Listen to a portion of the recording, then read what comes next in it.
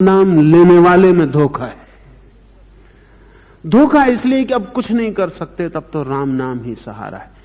साधु सन्यासी मुल्क में समझाते रहते हैं कि एक कलयुग है, अब कुछ कर तो सकते नहीं, अब तो बस राम नाम ही एक सहारा है।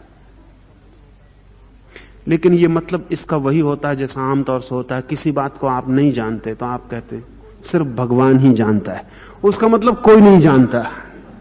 राम नाम ही सहारा, उसका ठीक मतलब कि अब कोई सहारा नहीं है।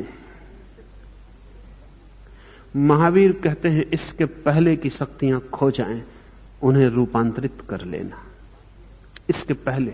और बड़े मजे की बात यह है, जो उन्हें रूपांतरित कर लेता है खोने के पहले, शायद उसे बुढ़ापा कभी नहीं सताता।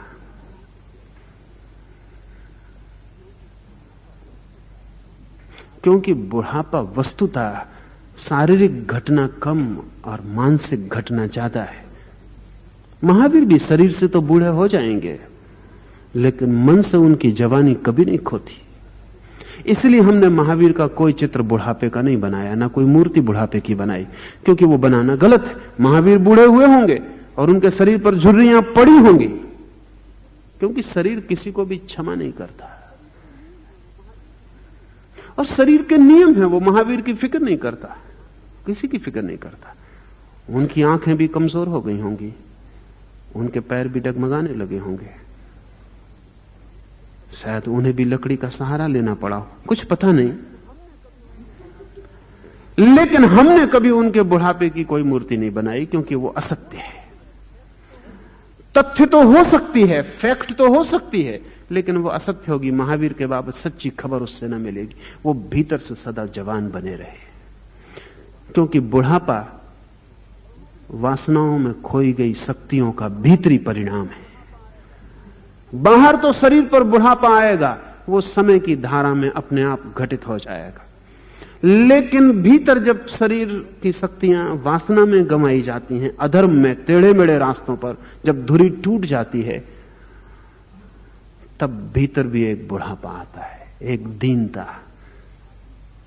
वासना में बिताए हुए आदमी का जीवन सबसे ज्यादा दुखद बुढ़ापे में हो जाता है और बहुत कुरूप हो जाता है, क्योंकि धुरी टूट चुकी होती है और हाथ में सिवाय राख के कुछ भी नहीं होता, सिर्फ पापों की थोड़ी सी स्मृतियां होती हैं, और वो भी सालती हैं, और समय व्यर्थ गया उसकी भी पीड़ा कचोटती है। इसलिए बुढ़ापा हमें सबसे ज्यादा कुरूप मालूम पड़ता है, होना नहीं चाहिए, क्योंकि बुढ़ापा तो शिखर है जीवन का, आखिरी सर्वाधिक सुंदर होना चाहिए। इसलिए जब कभी कोई बूढ़ा आदमी जिंदगी में गलत रास्तों पर न चल के सीधे सरल रास्तों से चला होता है, तो बुढ़ापा बच्चों जैसा निर्दोष पुनः हो जाता है। और बच्चे इतने निर्दोष नहीं हो सकते, क्योंकि अज्ञानी हैं। बुढ़ापा एक अनुभव से निखरता और गुजरता है, इसलिए बुढ़ापा जितना निर्दोष हो सकता है। और कभी सफेद बालों का सिर पर छा जाना, अगर भीतर जीवन में भी इतनी ही शुभ्रता आती चली गई हो, तो उस सौंदर्य की कोई उपमा नहीं है। जब तक बूढ़ा आदमी सुंदर ना हो, तब तक जानना कि जीवन व्यर्थ गया है। जब तक बुढ़ापा सौंदर्य न बन जाए। लेकिन बुढ़ापा कब सौंदर्य बनता है? जब शरीर तो बूढ़ा हो जाता है, लेकिन भीतर जवानी की ऊर्जा अक्षुण रह जाती है। तब इस बुढ़ापे की झुर्रियों के भीतर से वो जवानी की जो अक्षुण ऊर्जा है, जो वीर्य है, जो शक्ति है, जो बच गई, जो रूपांतरित हो गई, उसकी किरणें इन बुढ़ापे की झुर्रियों से बाहर पड़ने लगती।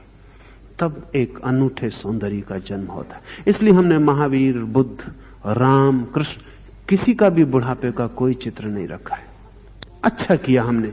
हम ऐतिहासिक कौम नहीं हैं, हमें तथ्यों की बहुत चिंता नहीं है, हमें सत्यों की फिक्र है, जो तथ्यों के भीतर छिपे होते हैं, गहरे में छिपे होते हैं। इसलिए हमने उनको जवान ही चित्रित किया है। महावीर कहते हैं, जब है शक्ति तब उसे बदल डालो, पीछे पछताने का कोई भी अर्थ नहीं है। आज इतना ही, 5 मिनट रुकें, कीर्तन करें, फिर चलें।